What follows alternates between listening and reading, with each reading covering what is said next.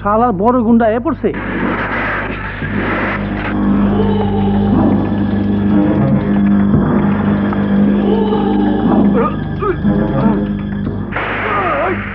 কষ্ট পাইলাম সুরের বাচ্চারা, তোদের মারামারি করার হুকুম কে দিয়েছে? কষ্ট পাইলাম। বাবা রাজু, তুমি কিছু মনে করো না, আমি ওদের পাঠিয়েছিলাম তোমাকে নিয়ে গিয়ে টনির সঙ্গে মিলমিশ করিয়ে দিতে, যাতে সুষ্ঠুভাবে নির্বাচন হয়। ঘটনা যা হবার হয়েছে, টনি অন্যায় করেছে, তার শাস্তিও সে পেয়েছে, তাই এবার ঠান্ডা মাথায় ডান্ডা মেরে তেল মালিশ করতে এসছো, তাই না? কষ্ট পাইলাম। মানি লোকের মানহানি করা ঠিক না। ভদ্রতার সাথে কথা বলো। অভদ্রতার কোনো কিছু এখনো তুমি দেখোনি লোহানি, কারণ যে মায়ের আদেশে মাথার উপর বাধা হয়ে আছে তার মুখের দিকে তাকিয়ে তোমাকে আমি অনেকবার ক্ষমা করেছি। যদি তা না হতো তাহলে সাক্ষী প্রমাণের অভাবে আইনকে অন্ধ বানিয়ে তুমি আমার হাত থেকে রেহাই পেতে না। তোমার এত বড় স্পর্ধা, আমার ভাইকে ধরে নেওয়ার জন্য তুমি ওই জানোয়ারগুলিকে পাঠিয়েছো। কষ্ট পাইলাম, আমি এভাবে নিতে বলিনি। চুপ করুন, আপনাকে আমি হারে হারে চিনি। শুনে রাখবেন, ছাত্র রাজনীতিকে পুঁজি করে নিজের সন্ত্রাসী হাতকে লম্বা করার জন্য নির্বাচনকে কেন্দ্র করে যদি আপনি টনির মতো সন্ত্রাসীকে ইন্ধন যোগান, তাহলে ফলাফল ভালো হবে না। মনে রাখবেন, অন্যায়ের পক্ষে আপনি আর ন্যায়ের পক্ষে আমি। আবার যদি তোমার লোকেরা হাসান চৌধুরীর রক্তের উপর আঘাত হানার চেষ্টা করে, তাহলে আসবে দুপায়ে হেঁটে, যাবে চার কাঁধে ভর করে। কষ্ট পাইলাম। চল। আরে কষ্ট কি জিনিস, সময় হলে তোকে আমি ঠিকই বুঝিয়ে দেবো লোহানি। কষ্ট পাইলাম, তাই ওর বাপকে খুন করে যে আগুন রায়হানের বুকে জ্বালিয়ে দিয়েছি, এবার ভাইকে খুন করে তার দ্বিগুণ করে দেবো আঙ্কাল। ঠিক বলেছে টনি, ঠিক।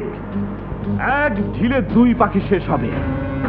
তাতে বিনা প্রতিদ্বন্দ্বিতায় নির্বাচনও হবে, আর আখির জীবন থেকে রাজু চিরদিনের জন্য হারিয়ে যাবে। ঠিক আছে, তুমি এখন যাও। চলো তোমাকে নামিয়ে দিয়ে আসি। আজ রাতের মধ্যে পোস্টারগুলো লাগাতে হবে, অনেক কাজ বাকি।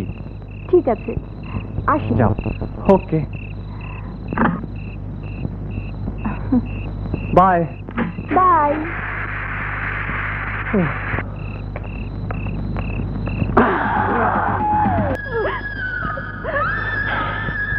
মাকে সান্ত্বনা দেওয়ার ভাষা আমার নেই মিনা, তাই মনকে শক্ত করে তোকে মার পাশে থাকতে হবে। আহা, কষ্ট পাইলাম।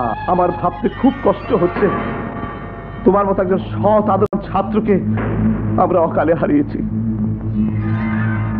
সন্ত্রাসী খুনিদের কারণে দেশের একটা উজ্জ্বল নক্ষত্রের পতন হলো। তবে তোমার খুনি আমার হাত থেকে রেহাই পাবে না। যেভাবে হোক ওকে চিহ্নিত করে শাস্তির ব্যবস্থা আমি করবই। প্রয়োজনে ধর্মঘট আন্দোলন করব। আল্লাহ তোমার আত্মার শান্তি দান করুক। লোহানি, মুখোশধারী শয়তান, মনে করেছিস তোর ভণ্ডামি আমি বুঝি না? তোর এত বড় স্পর্ধা, আমার নিষ্পাপ ভাইয়ের জীবন কেড়ে নিয়ে আমার মায়ের বুক খালি করে তার ক্ষতবিক্ষত হৃদয়ে বিষ ঠেলে দিতে এসেছিস। আচ্ছা, মেনে নিলাম তোমার কথা সব সত্য, কিন্তু আমি যে দোষী তার একটা সাক্ষী প্রমাণ দিতে পারলে আমি স্বেচ্ছায় ফাঁসির দড়ি গলায় পড়ব। কিন্তু তার আগ পর্যন্ত মিথ্যে অপবাদ দিয়ে আমাকে অসম্মানের জন্য মানহানি কেসে তোমাকে জেলের ঘানি টানাবো। তার আগে তোকে খুন করে আমার মায়ের চোখের পানি মুছে দেব। তোর নাম নিশানা এই দুনিয়া থেকে নিচ্ছিন্ন করে দিয়ে আমি ফাঁসির দড়ি গলায় পড়ব। রায়হান, রায়হান, তুই কি করছিস? কষ্ট পেলাম। লোহানি সাহেব, ওর মাথা ঠিক নেই, আপনি কিছু মনে করবেন না। ওর হয়ে আমি আপনার কাছে ক্ষমা চাইছি। ওর কাছে হাত জোর করে ক্ষমা চেয়ে বাবার আত্মাকে কষ্ট দিচ্ছ, কষ্ট দিচ্ছ রাজুর আত্মাকে। চুপ, আর একটা কথা বলবি না। হ্যাঁ, কষ্ট পেলাম। ভাবির মুখের দিকে তাকিয়ে আবারও তোমাকে ক্ষমা করে দিলাম। এরপরে ক্ষমা নামক শব্দটা আমার মন থেকে উঠে যাবে। কথাটা মনে রাখলে খুশি হব। লোহানি, তাহলে আজ তোর ক্ষমা নেই।